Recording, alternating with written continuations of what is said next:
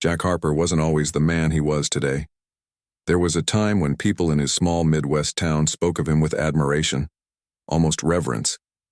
He had been known as the guy who could fix anything: cars that refused to start, engines that sputtered and died, even rusted-out junkers that looked like they belonged in a scrapyard.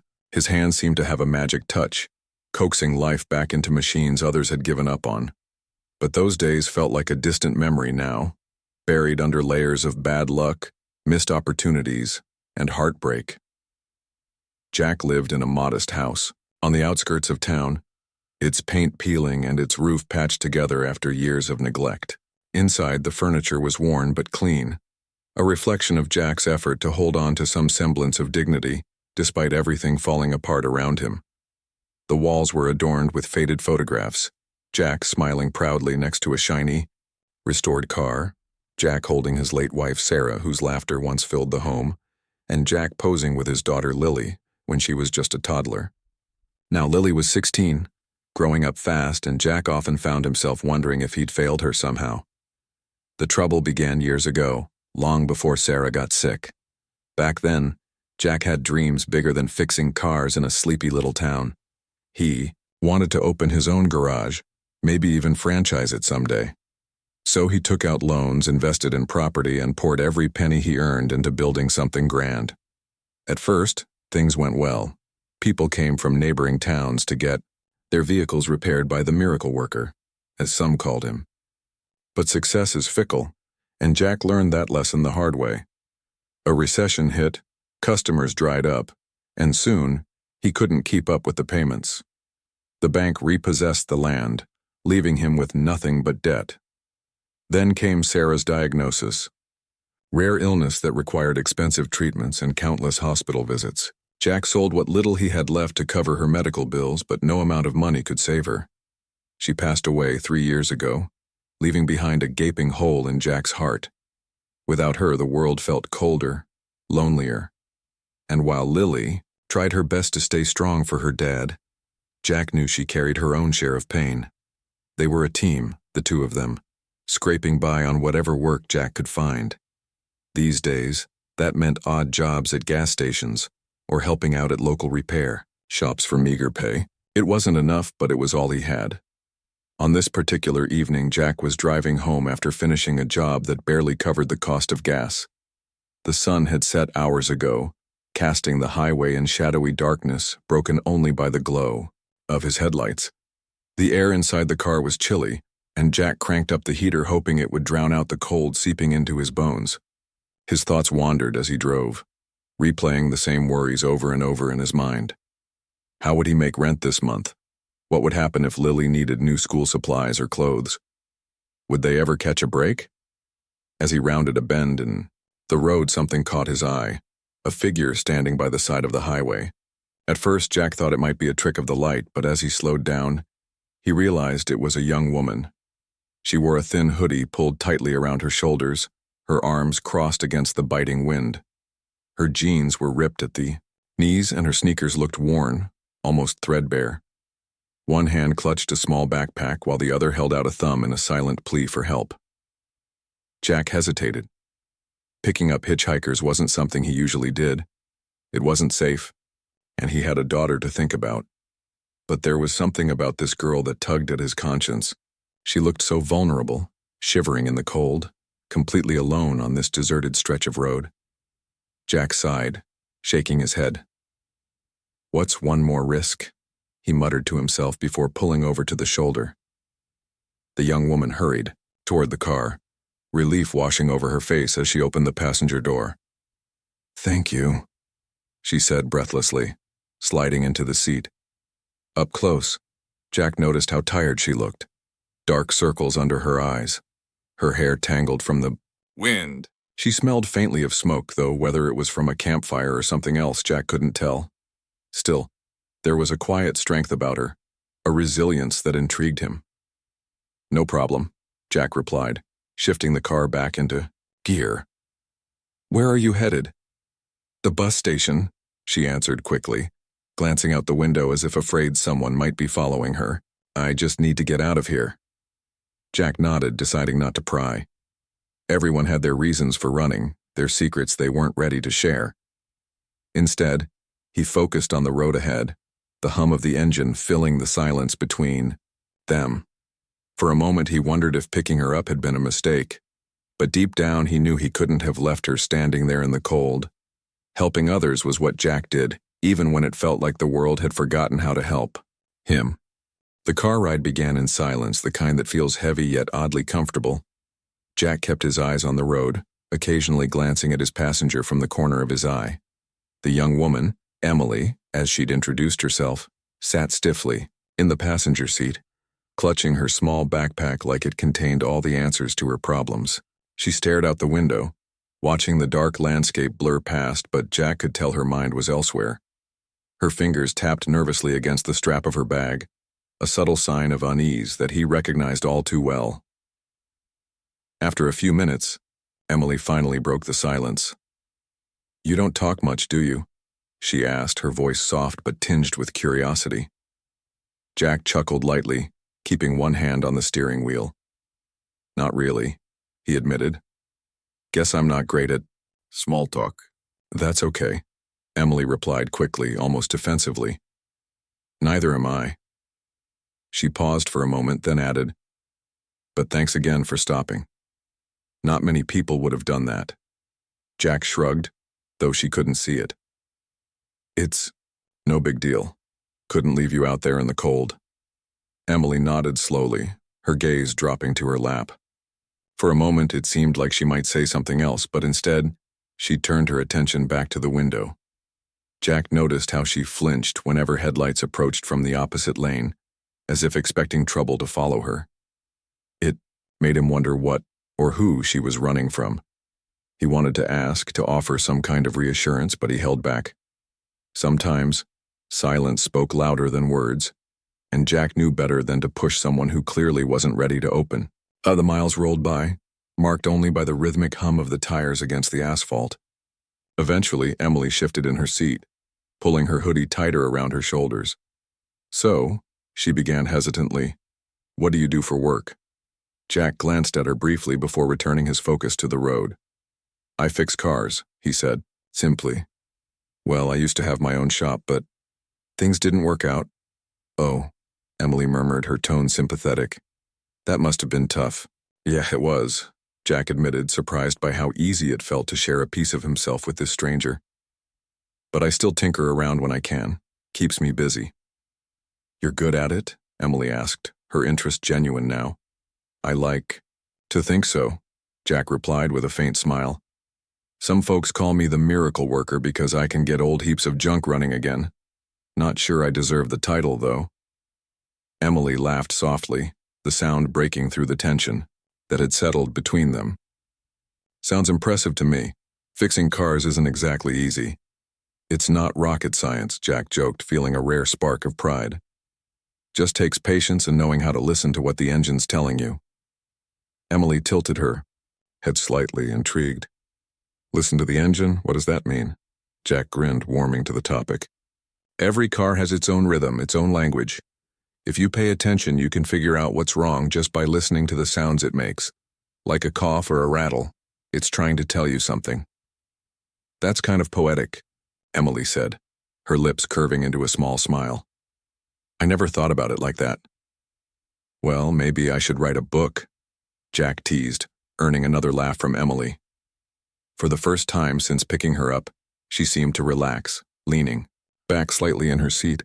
Jack found himself enjoying their conversation, even if it was just about fixing cars. There was something refreshing about talking to someone who didn't know his struggles, someone who saw him as more than a man drowning in debt and bad luck. As they continued driving, Emily grew bolder, asking questions about Jack's life. She wanted to know about his family, his hobbies, anything that gave her a glimpse into who he was beyond the quiet mechanic behind the wheel. Jack answered honestly, sharing bits and pieces of his story without going too deep. He told her about Lily, his teenage daughter, and how proud he was of her despite their hardships. He mentioned Sarah, his late wife, though only briefly, careful not to let sadness creep into his voice. And he confessed how much he missed having his own garage, a place where he could lose himself in his work. For her part, Emily listened intently, nodding along as if every word mattered. Occasionally, she'd interject with a thoughtful comment or question, keeping the conversation flowing naturally, but whenever Jack tried to steer the discussion toward her, she deflected skillfully, changing the subject back to him. It was clear she didn't want to talk about herself, and Jack respected that. Everyone had their limits, and he wasn't about to cross hers. Eventually, they reached the outskirts of town where the bus station loomed ahead like a beacon in the darkness. Jack slowed the car as they approached, pulling into the nearly empty parking lot. The neon sign above the entrance flickered weakly, casting an eerie glow over the scene. Emily sat up straighter, her earlier relaxation replaced by a sudden tension. She grabbed her backpack and opened the door, stepping out into the chilly night air. Jack leaned across the seat, looking up at her. "You sure you'll be okay from here?" he asked, concern evident in his voice.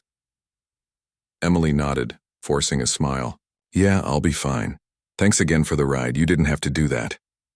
"It's no trouble," Jack insisted, waving off her gratitude. "Take care of yourself, all right?" "I will," she promised, turning to walk away. But then, as if remembering something, she stopped and turned back.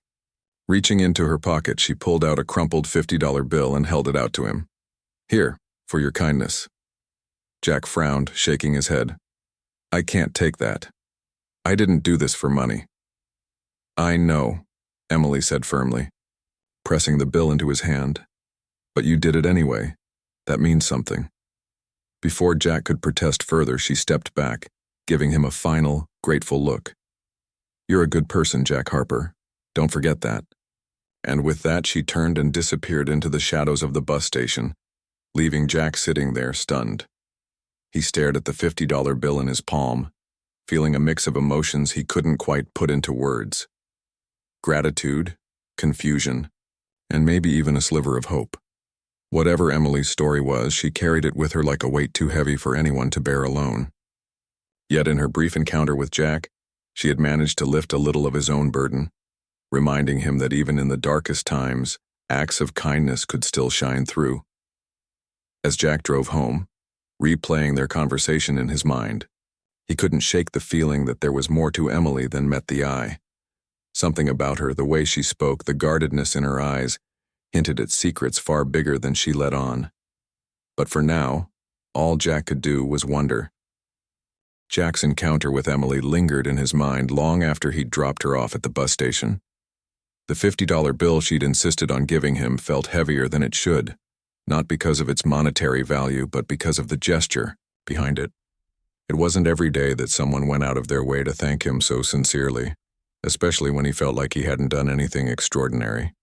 Picking up a hitchhiker was just something decent people did, or at least that's what Jack kept telling himself. Still, there was something about Emily that stuck with him, something deeper than their brief conversation or the mysterious aura she carried. When Jack finally got home, he found Lily sprawled on the couch, flipping through channels on the old TV. She glanced up as he walked in, her dark hair falling into her face. "Hey, Dad," she said absently, then paused, noticing the thoughtful expression on his face. "What's wrong?" "Nothing," Jack replied quickly, forcing a smile. "Just had an interesting night." Lily raised an eyebrow, intrigued. "Interesting how?" Jack hesitated, unsure where to start. He didn't want to burden his daughter with his thoughts, but something about sharing this moment with her felt right. "I picked up a hitchhiker on the way home," he began, setting his keys on the kitchen counter. "A young woman. She seemed lost, I guess, like she was running from something."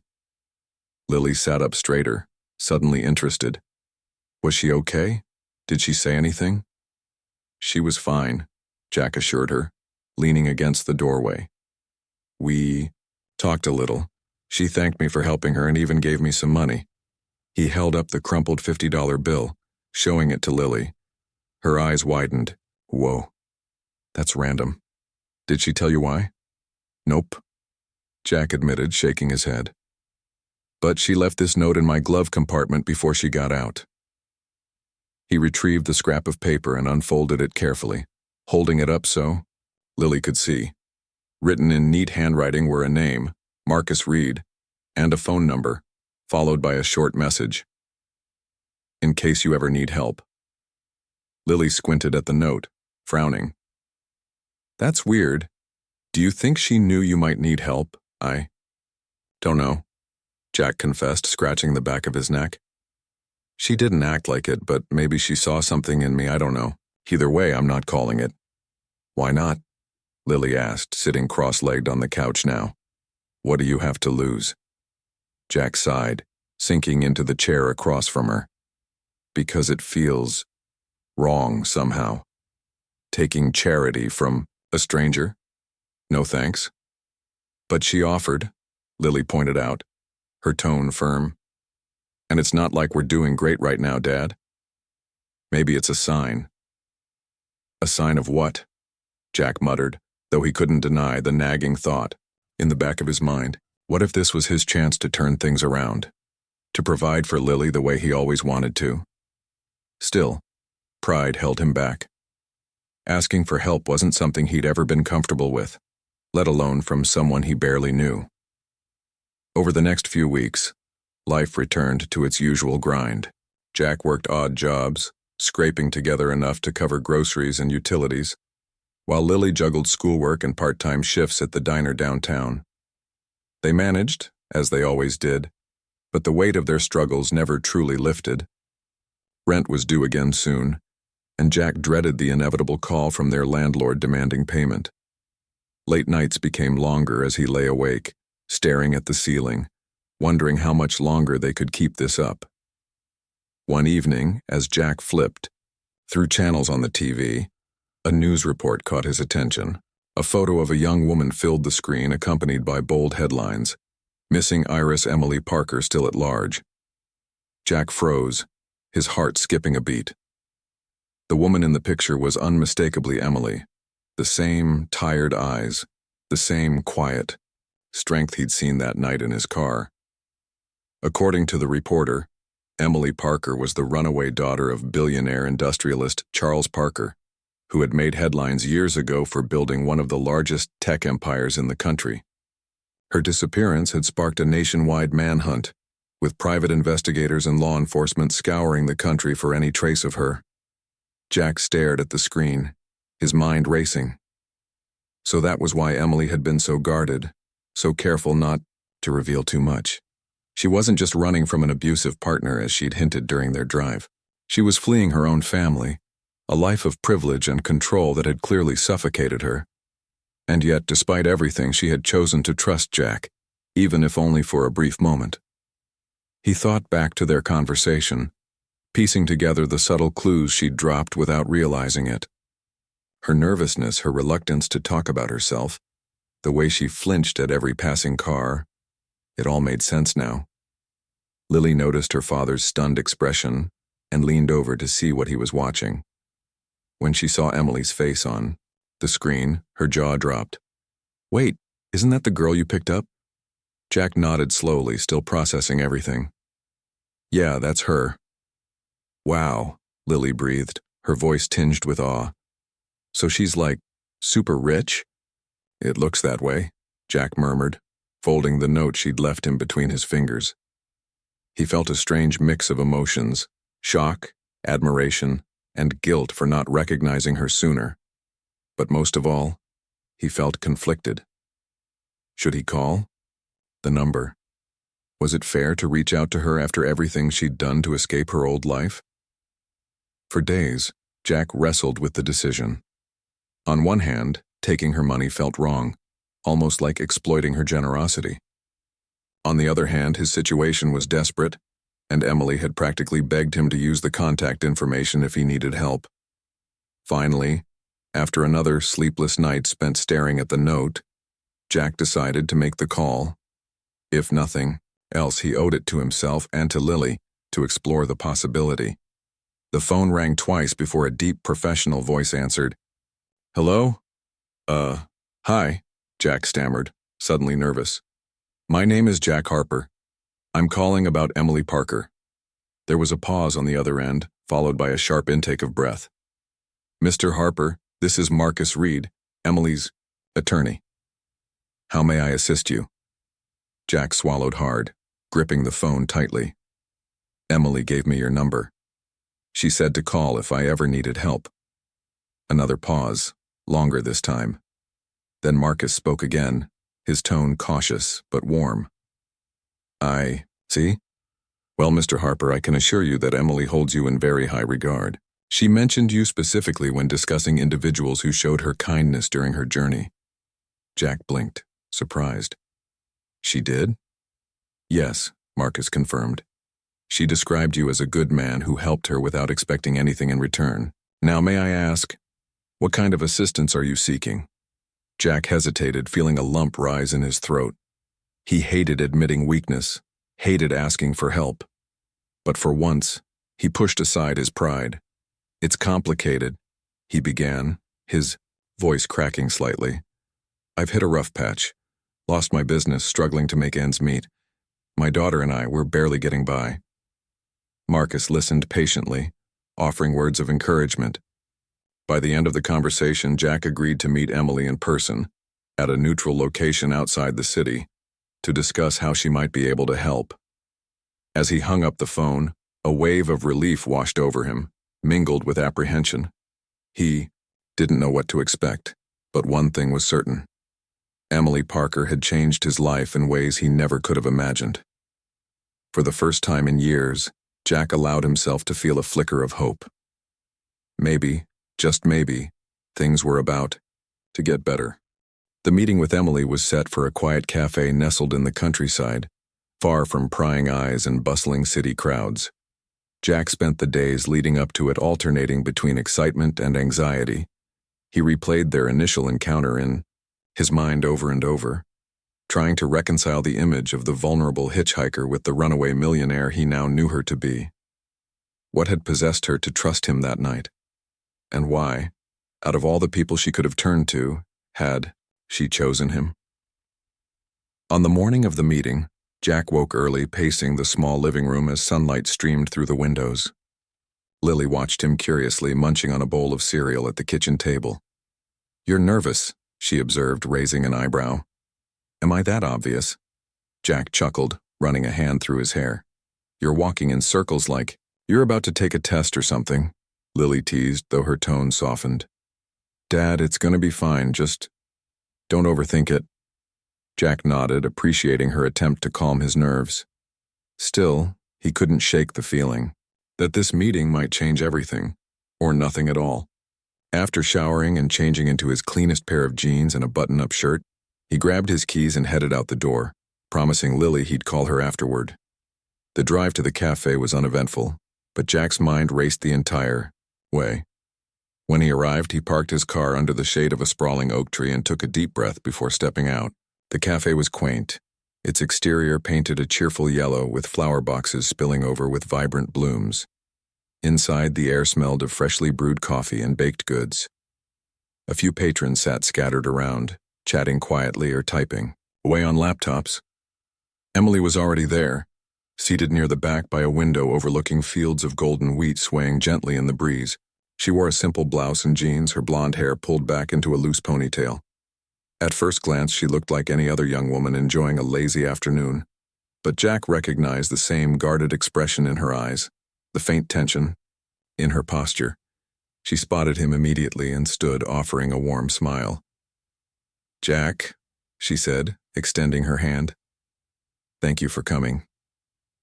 No problem, Jack replied, shaking her hand firmly. As they sat down across from each other, he found himself searching for traces of the girl he'd picked up on that cold highway weeks ago.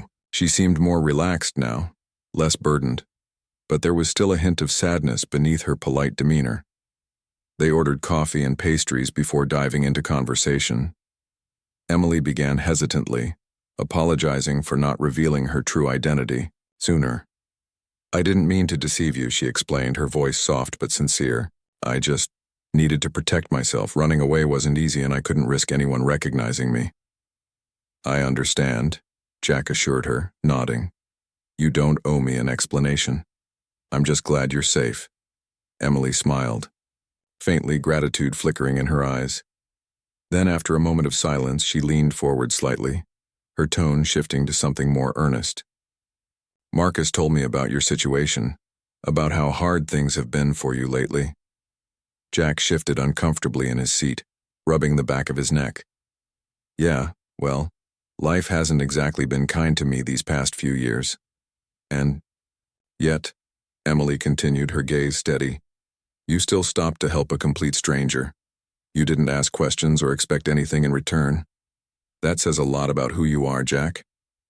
Her words caught him off guard, stirring emotions he hadn't allowed himself to feel in a long time. Pride, humility, and maybe even a touch of shame for doubting his own worth. It wasn't anything special, he murmured, looking down at his coffee cup. Anyone would have done the same. No, Emily said firmly, leaning back in her chair. Not everyone would have. Trust me. I know what it's like to meet people who only see dollar signs when they look at me. But you saw me as a person, someone who needed help, and that meant more to me than I can put into words. Jack felt his throat tighten, unsure how to respond. Instead, he sipped his coffee, letting the warmth spread through him. For the first time, he realized just how much his act of kindness had impacted Emily, and perhaps himself as well. After a pause, Emily cleared her throat and changed the subject. So Marcus mentioned you're looking for ways to get back on your feet. Tell me about your dream. What do you want to do? The question caught Jack off guard. Dreams? He hadn't dared to think about them in years, let alone speak them aloud. But something about Emily's presence, her genuine interest, made him want to open up. I used to have my own garage, he admitted, his voice tinged with nostalgia. A place where I could fix cars, teach kids some skills, and maybe even give back to the community. It was stupid, really. Took out loans, invested too much, and ended up losing it all. It doesn't sound stupid, Emily countered gently. It sounds amazing. Why did you stop? Because I failed, Jack replied bluntly, bitterness creeping into his tone. Because I couldn't keep up with the payments and the bank took everything. Because I let my family down. Emily studied him for a moment, her expression thoughtful. Then she reached across the table, placing a reassuring hand on his arm. Failure doesn't define you, Jack. What defines you is how you move forward. Would you ever consider starting again? Jack hesitated, unsure how to answer. The idea of reopening a garage felt impossible, given his current circumstances. But the spark of hope Emily had ignited refused to fade. Maybe, he said finally, his voice barely above a whisper. But I don't have the means to start over. What if you did? Emily asked, her eyes lighting up with determination. What if someone believed in you enough to give you a second chance? Jack stared at her, realization dawning slowly. Are you saying what I think you're saying? Emily grinned, her earlier shyness melting away. I want to help you, Jack. Not because I feel sorry for you, but because I believe in you. You deserve a fresh start, and I want to make that happen. For a moment, Jack was speechless. The enormity of her offer hit him like a tidal wave, leaving him both thrilled and overwhelmed. Emily, he stammered, struggling to find the right words. I don't know what to say. This is incredible. But are you sure? I mean, I don't want you to feel obligated. I'm not doing this out of obligation, Emily interrupted, her tone firm but kind. I'm doing it because you reminded me of something important. That kindness exists, even in a world that often feels cold and selfish. You gave me hope that night on the highway, and now I want to give you the tools to rebuild your life. Tears welled in Jack's eyes, though he blinked them away quickly. He had spent so many years believing he was beyond saving, beyond deserving happiness. Yet here was this extraordinary young woman, offering him a lifeline without expecting anything in return. It was humbling, awe-inspiring, and terrifying all at once. As they talked further, Emily outlined her plan. Funding a state-of-the-art auto shop equipped with the latest tools and technology, hiring local youth to learn alongside Jack, and creating a space where people could come together to build something meaningful. She emphasized that the garage would be Jack's project, his vision, not hers. Her role would simply be to provide the resources and support needed to bring it to life. By the time they finished their coffees, Jack felt a weight lift from his shoulders that he hadn't realized he'd been carrying.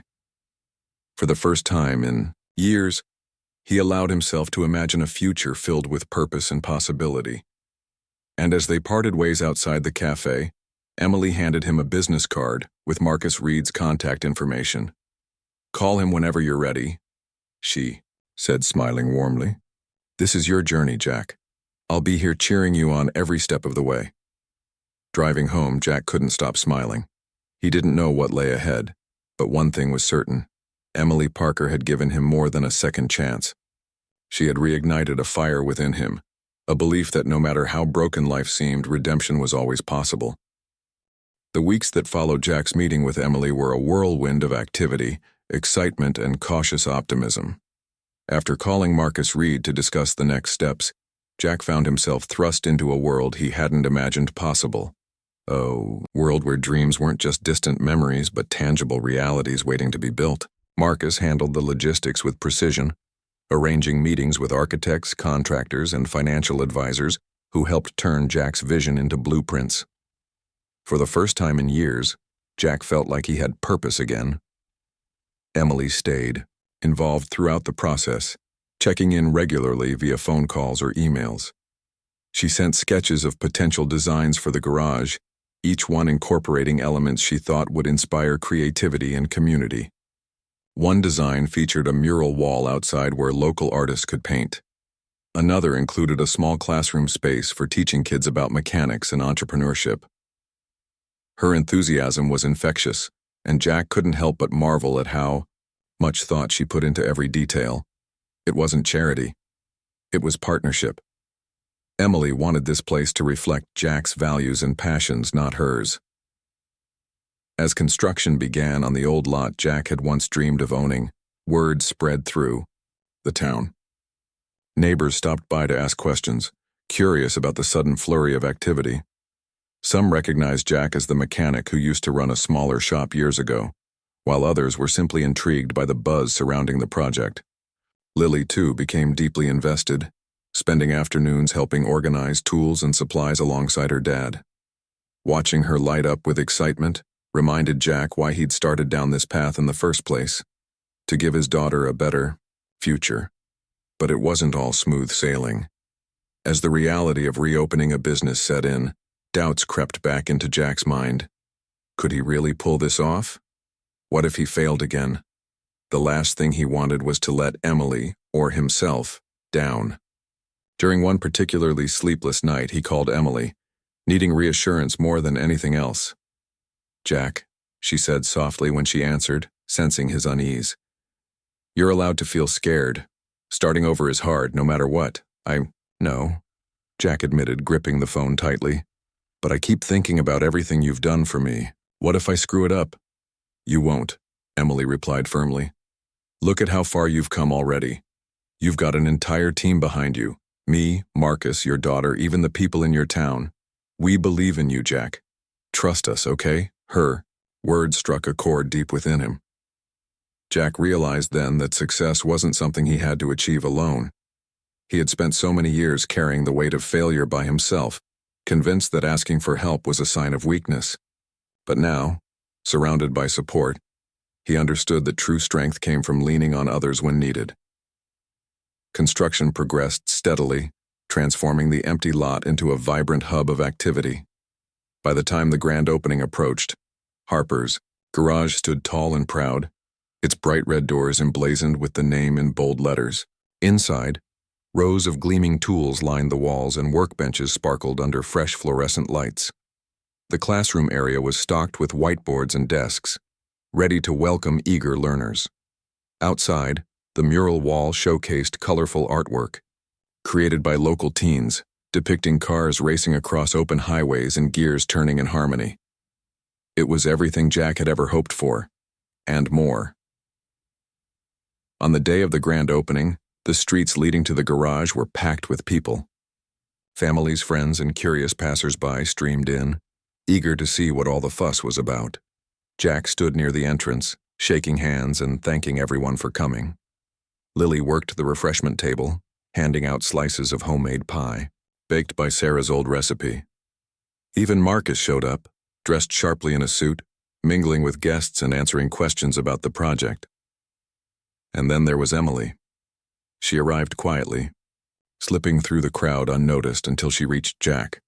Dressed casually in jeans and a sweater, she blended seamlessly with the townsfolk, despite being one of the wealthiest women in the country. When Jack spotted her, he broke into a wide grin and pulled her aside. "You made it," he said, relief and gratitude evident in his voice. "Of course I did," Emily replied, smiling warmly.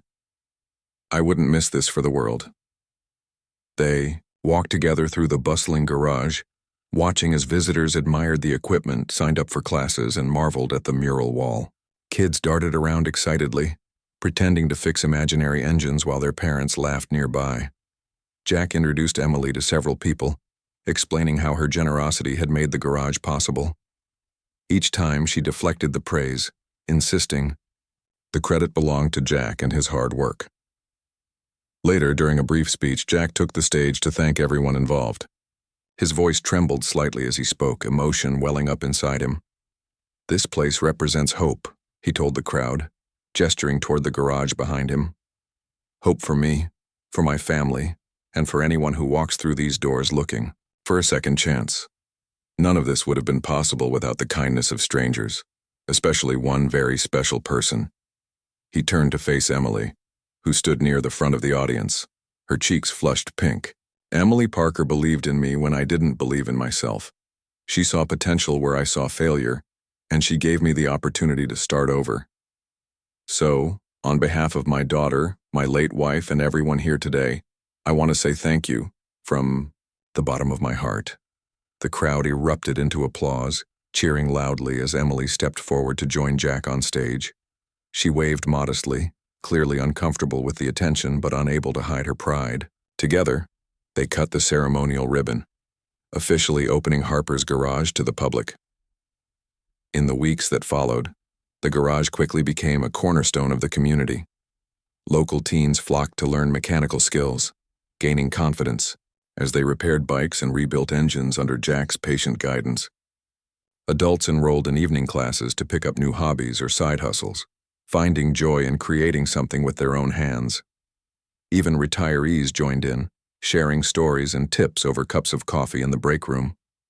Harper's garage wasn't just a workspace, it was a sanctuary, a place where people connected and grew together. For Jack, the transformation was profound. No longer burdened by debt or despair, he rediscovered the passion that had driven him years ago. Every time he heard the hum of an engine firing back to life or saw a student's face light up with accomplishment, he felt a sense of fulfillment that went beyond material success. And Lily thrived too, taking on leadership roles in organizing events and mentoring younger participants. Meanwhile, Emily continued to check in occasionally, though she remained discreet about her involvement. She visited a few times, blending in with the crowd and offering quiet encouragement to those around her. To most people, she was just another friendly face at the garage, but to Jack, she was a reminder of the power of human connection. Their bond grew stronger with each passing month, rooted in mutual respect and gratitude. One evening, as they sat together in the quiet garage after hours, Emily turned to Jack with a thoughtful expression. "Do you ever think about how different things might have been if we hadn't crossed paths that night?" she asked. "All the time," Jack admitted, chuckling softly. "I probably would have kept driving right past you, buried in my own problems. Sometimes I wonder what made me stop." "Maybe it was fate," Emily suggested, her tone playful yet sincere. "Or maybe you're just a good person who listens to his instincts." Jack smiled, glancing around at the thriving garage. "Either way, I'm glad I did. You saved me, Emily. Not just financially, but emotionally. You reminded me that it's never too late to start over. And you reminded me that kindness still exists," Emily countered, her eyes shining with sincerity. "That's worth more than money will ever be." They sat in comfortable silence for a moment, reflecting on how their lives had intertwined in ways neither could have predicted. In giving each other a second chance, they'd both found redemption, not in wealth or fame, but in the simple act of believing in one another. Years passed, and Marcus's influence continued to ripple outward, touching lives in ways both big and small. The movement he had started, the Shades of Majesty initiative, had grown into a global phenomenon, inspiring millions to embrace their identities, celebrate diversity, and stand against prejudice. Murals bearing the same title dotted cities around the world, from bustling metropolises to quiet rural towns. Each one carried its own unique flair, yet all shared the same core message: that every individual, regardless of skin tone or background, possessed inherent worth and beauty. The teenagers who had once bullied Marcus, Jake, Tyler, and Liam, were now grown men with families and careers of their own. Their transformations remained a testament to the power of redemption and growth. Jake became a high school history teacher, specializing in African and African American studies. His classroom walls were adorned with posters, photographs, and quotes celebrating Black excellence throughout history. Students often commented on how passionate he was about his subject matter, crediting him for sparking their interest in social justice and activism. Tyler dedicated his life to mentoring at-risk youth, founding an organization called Rising Together, which provided resources and support for young people navigating challenges like poverty, discrimination, and self-doubt. Through workshops, counseling sessions, and recreational programs, he helped countless kids discover their potential and build brighter futures. Many of his mentees went on to pursue higher education or start community projects of their own, carrying forward the cycle of empowerment. Liam, meanwhile, became a celebrated author and poet, publishing several books that explored themes of identity, forgiveness, and resilience. His memoir, titled From Shadows to Light, chronicled his journey from being a bully to becoming an advocate for change. It quickly became a bestseller, earning praise from critics and readers alike. Schools across the country added it to their reading lists, using it as a tool to foster discussions about accountability, empathy, and personal growth. At book signings and speaking engagements, Liam often credited Marcus for showing him the path to redemption. "He didn't have to forgive us," Liam would say, "but he did, and because of that I learned what real strength looks like."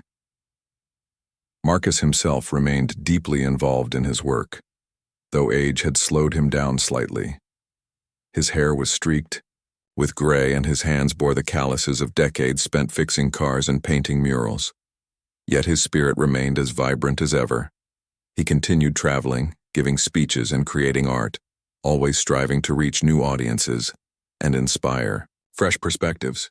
Over time, he shifted his focus toward nurturing the next generation of leaders, empowering young activists, artists, and educators to carry the torch of inclusivity and compassion.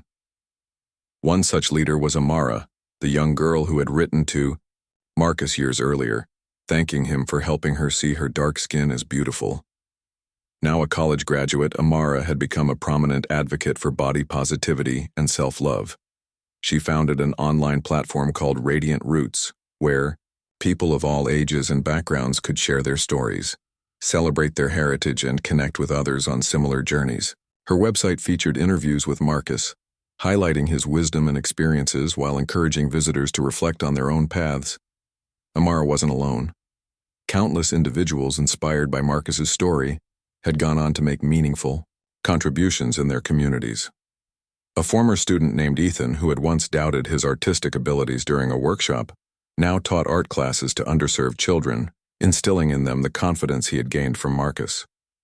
Another participant, a shy teenager named Maya, grew up to become a documentary filmmaker, producing films that shed light on marginalized voices and untold histories.